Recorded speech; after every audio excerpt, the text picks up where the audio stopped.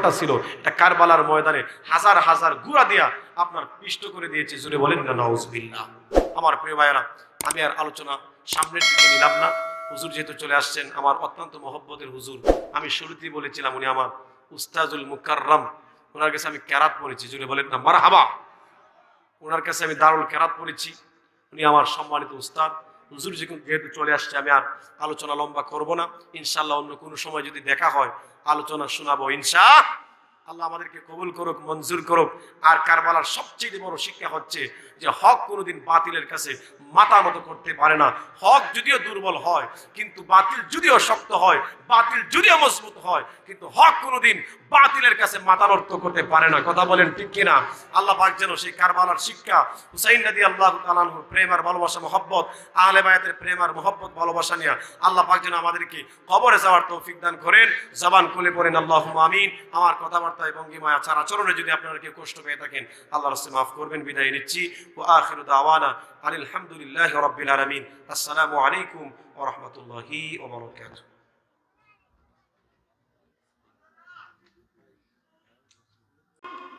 হযরত হুসাইন তাকায় দেখি ইমামে আজগর দুইটা চোখ বড় কইরা বাবার দিকে তাকায় আছে, রক্তগুলি টপ টপ করে পড়তেছে। হাত দিয়ে এইভাবে রক্তগুলি আকাশের দিকে ছিটাইতেছে। আল্লাহু আকবার বলেন না? আচ্ছা আপনারাই বলেন, কোন বাবা আছে নিজের কোলের মধ্যে সন্তান যদি এইভাবে মারা যায়, কোন বাবা আছে সহ্য করতে পারবে? হযরত হুসাইন চোখের পানিগুলি ফালায় আর নিজের সন্তানের রক্তটা হাতের মধ্যে লইয়া আকাশের দিকে এইভাবে তাকাইয়া আল্লাহকে ডাক মারছে, আল্লাহ গো, দুনিয়ার কারো কাছে এই রক্তের বদলা চাইবো না, বিচার চাইবো না, বিচার দিলাম আপনি আরশে আজিমের মালিকের কাছে। জোরে জোরে বলেন সুবহানাল্লাহ। আমার প্রিয় ভাইয়েরা, এবার রক্তমাখা সন্তানটাকে ইমামে আজগরকে লইয়া চলে গেল তাবুর ভিতরে যাইয়া স্ত্রী সাহার বানুর একটা ডাক মারছে, রে বিবি নে নে নে, আমার সন্তান ইমামে আজগর জনমের মতন পানি খাইছে, পানির জন্য তোরে আর ডাক দিবে না, পানির জন্য তোরে আর জ্বালাইবে না, টাকা দে, জনমের মতন পানি পান করছে।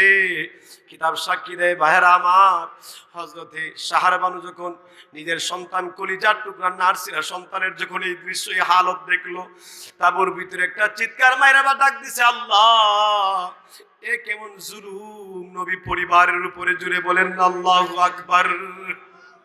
আমার প্রিয় ভাইয়েরা, কান্নার রোল পড়ে গেছে। চোখের সামনে নিজের ভাইয়ের লাশ, চোখের সামনে নিজের ভাতিজার লাশ, চোখের সামনে দুধের বাচ্চা আজগরের লাশ। হুসাইন রাদিয়াল্লাহু তাআলা আনহু দেখে আর সহ্য করতে পারলেন না, ডাক মারছে, ও বোন জয়নব কোথায় গো, বিদায় দিয়ে দে। ভাই বলে মনে হয় আর ডাকতে পারবি না, বিদায় দিয়ে দে, দেখা হবে হাসরের ময়দানে, চলে যাব। কিতাব সাক্ষী দেয় আল্লাহর নবীর নাতি ইমামে হুসাইন রাদিয়াল্লাহু তাআলা আনহু যুদ্ধের ময়দানে যাওয়ার আগে জয়নবকে কয়েকটা ওসিয়ত করলেন। জুড়ে বলেন সুবহানাল্লাহ।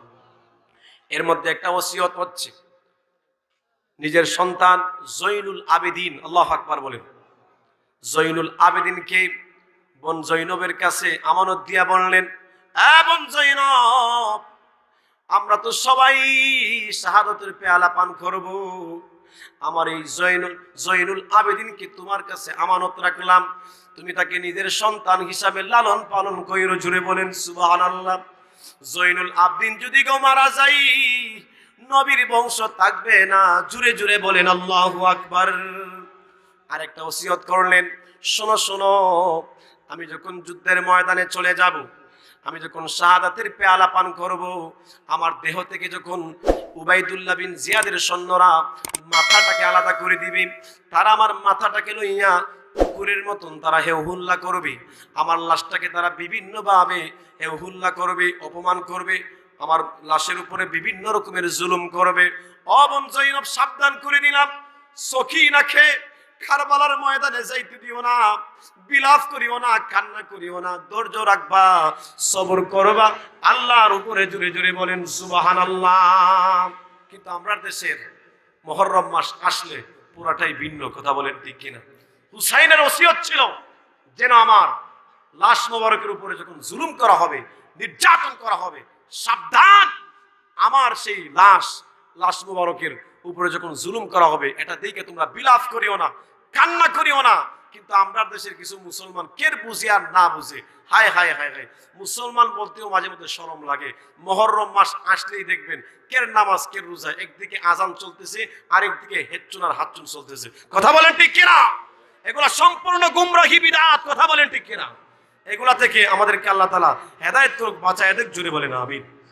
প্রিয় ভাইয়েরা, হুসাইন রাদিয়াল্লাহু তাআলা আনহু যুদ্ধের ময়দানে চলে গেলেন। আমার সময়ের দিকে ইঙ্গিত চলে আসছে, সেজন্য লম্বা করলাম না। হুসাইন রাদিয়াল্লাহু তাআলা আনহু উনি যখন যুদ্ধের ময়দানে চলে গেলেন, এক পর্যায়ে যুদ্ধ করতে করতে করতে করতে অনেক কাফিরকে জাহান্নামে পাঠায় দিয়েছে।